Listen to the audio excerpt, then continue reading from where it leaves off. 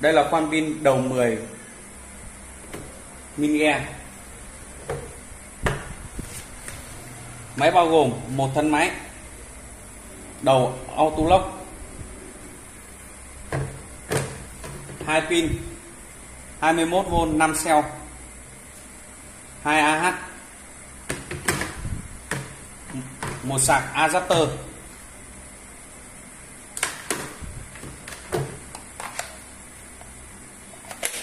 Máy bao gồm 23 cấp độ trượt, 2 chế độ khoan.